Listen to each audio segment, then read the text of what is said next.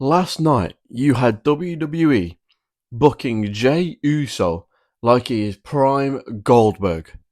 And then you had the real Goldberg going out there limping. And we're supposed to suspend our reality to the point where we can believe that both of these people are world champion material. You had Jey Uso out there last night, yet again, looking like prime John Cena, prime Roman Reigns, prime Hulk Hogan, prime Goldberg, prime Undertaker, prime Kane, prime Andre the Giant. Why are we booking Jey Uso like he's one of these people? He's not. He's just lost the world title. Why are we doing this again? Why did Jey Uso win last night? He's exhausted. His own dad said he was exhausted as champion. Let him have a few weeks off. Let him have a break. We don't need to just shove him back into this thing where he's just going to lose to Cody Rhodes next week anyway. So why even have him win last night? Why have him win last night when he's just going to lose to Cody Rhodes anyway? And why the fuck was Bronson Reed the one to take the pin? You're trying to build Bronson Reed up like this big, dominant, unbreakable beast, right? This new faction that Seth's built. Bronson Reed is that beast, right?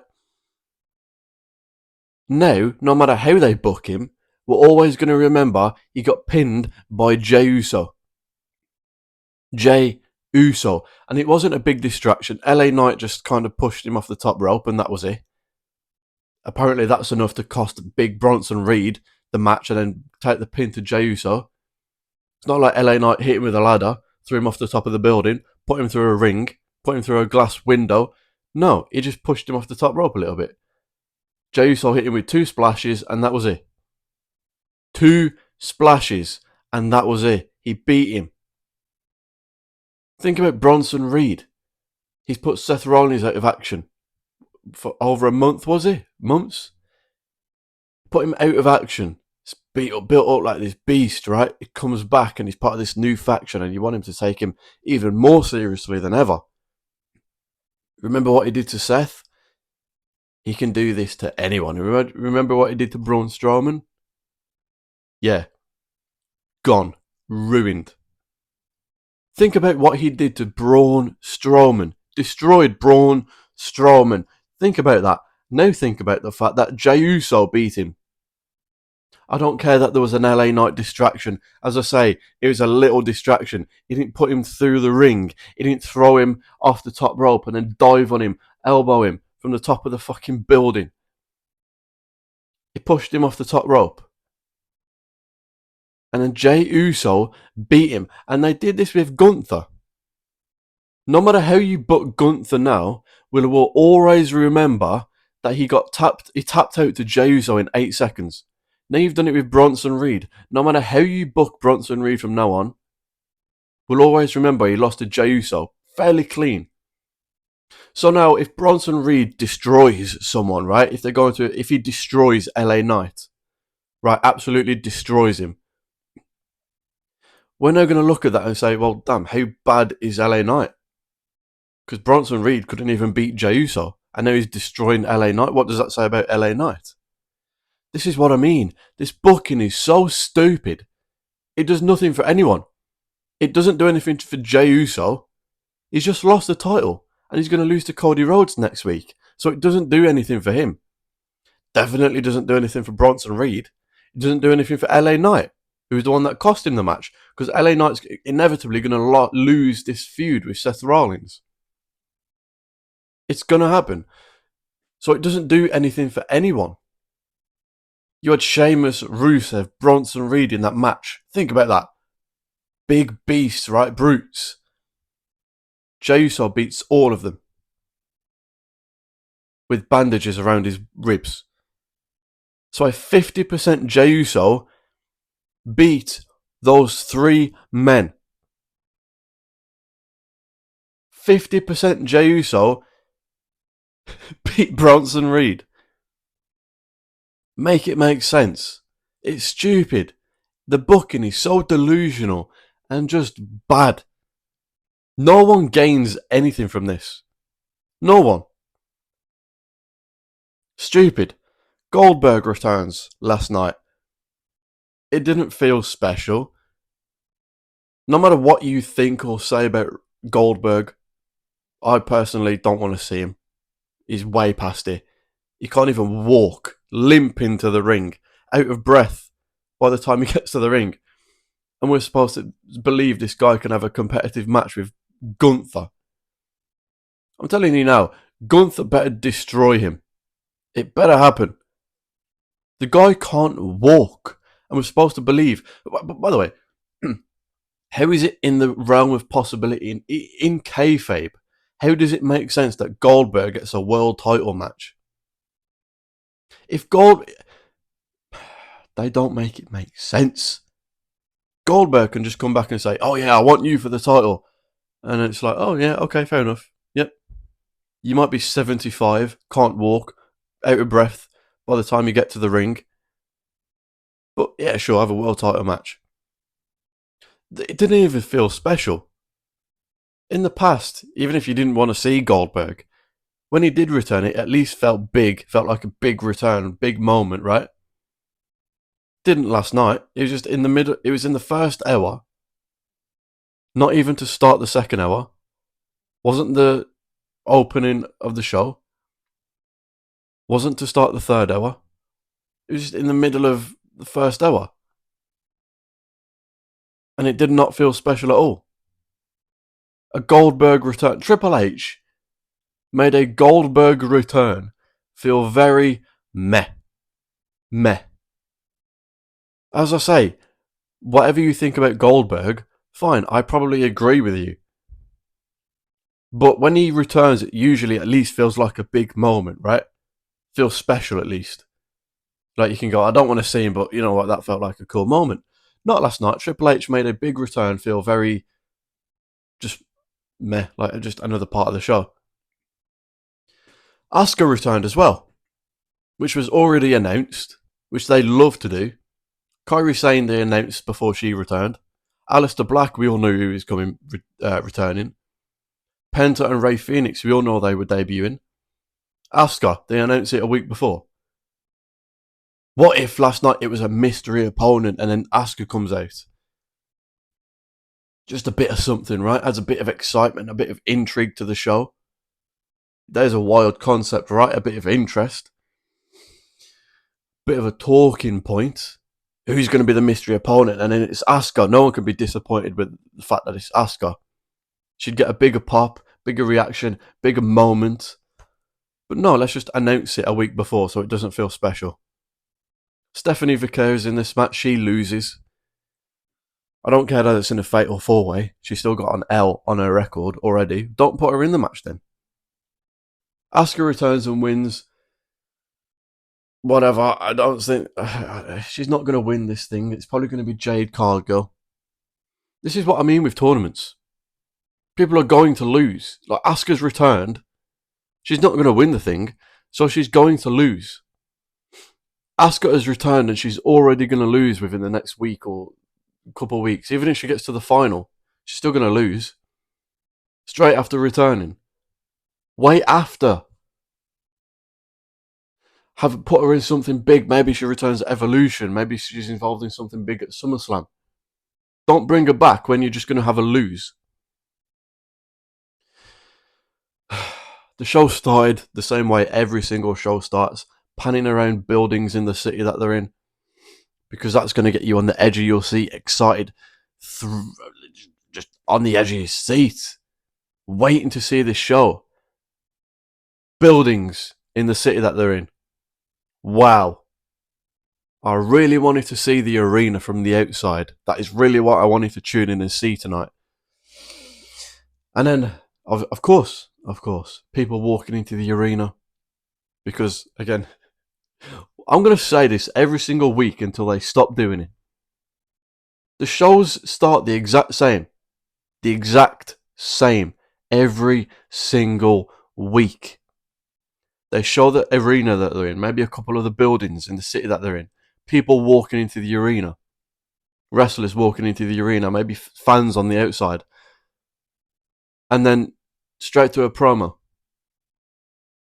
It's never different. It's never unique. It's never interesting. It's never exciting. Cory Graves was on the show last night. At least we didn't have to listen to Pat McAfee for 2.5 hours.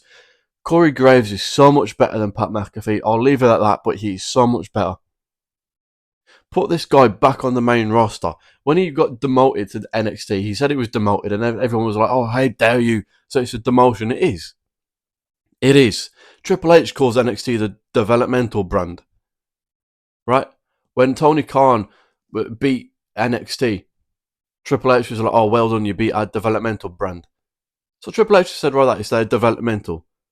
So Cory Graves has gone from the main roster to developmental. That is a downgrade. That is a demotion.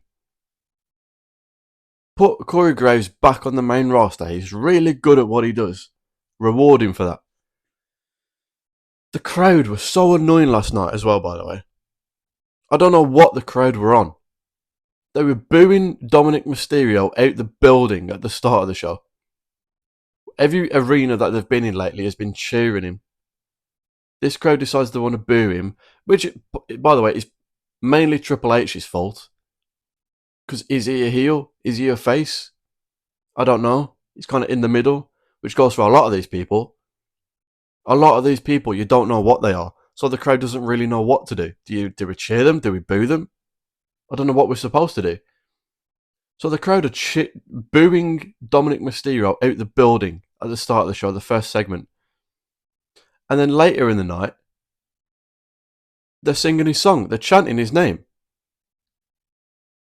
What? Make your mind up. Make your mind up. And the same goes for Seth. Singing his song to the way to the ring and then booing him. As I say, it is mainly Triple H's fault. If you're going to book these guys as a face, book them as a face. If you're going to book them as heels, book them as heels and go all out on it. Don't book them in the middle. Because you get last night. Triple H will probably be like, "Oh, well, they got a reaction. That's all that matters." No. Dominic should be a heel. Should be getting booed. Or if he's getting face reactions, book it. It's... And he does it with so many people. Seth Rollins, change his song. He's a heel. As I say, Asuka returned. Very uncreative way to do it. She's just in a qualifying match that they announced beforehand. Rhea comes out in this match for some reason and just attacks Raquel Gonzalez. Did she attack Raquel Gonzalez? I think she did, right? Can't lie, boys. I'm sick of Rhea Ripley. What is her character? She's a crybaby that we're supposed to get behind. Her character should be a heel. The way they're booking her. Crybaby. Always demanding a title match when she's done nothing to earn it. Loses the Rumble. Doesn't win Elimination Chamber. Loses the title to Io, but tries to force her way into Mania. That's a crybaby. That's a heel. Every time she comes out, I'm just like, "Oh, fuck. Here we go again. Here we go again." It's like, fuck it. Rhea comes out in the match and helps. I don't know. She takes someone out. Whatever. Whatever. Liv Morgan was injured last night. Very real injury. That was at the very start of the match. So hopefully she gets better. Dislocated shoulder. So it could be a lot worse. But when is Evolution? When is Evolution? It's not that long. It's not that far away. So hopefully she can make it. But if she can't, they're probably going to do Nikki Bella, Brie Bella verse. They'll put two random people together. That's exactly what they'll do. Put two random people together. Because you've got rid of Chance and Carter, your only actual real tag team for the women. You got rid of them. So now you have no real tag teams for the women. Zero. They're probably going to do something with Chelsea Green, maybe? And the Secret Hervis. Whatever, but I hope Liv Morgan is okay. Last night felt so all over the place. It felt so all over the place. Do you know why? Because they're booking for 3 different events. And neither of those 3 are SummerSlam. They're booking for Evolution, Night of Champions, and Saturday Night's Main Event. They're booking for 3 separate shows, none of which are SummerSlam, which should be the main thing that they're building towards. 3 different shows they're trying to build towards. 3! It felt so all over the place. None of these cards are announced. You've got some things are for Night of Champions, some things are for Evolution, some things are for Saturday Night's Main Event. It's all over the place. So by the time all of these are out the way, SummerSlam, it's going to be a lot of rematches because you won't have enough time to build anything new, anything fresh. And you've got to fill 2 nights, by the way. You've got to fill 2 nights, and you'll only have a few weeks to build up to it. Because you're so insistent on putting so many shows out to make as much money as you possibly can.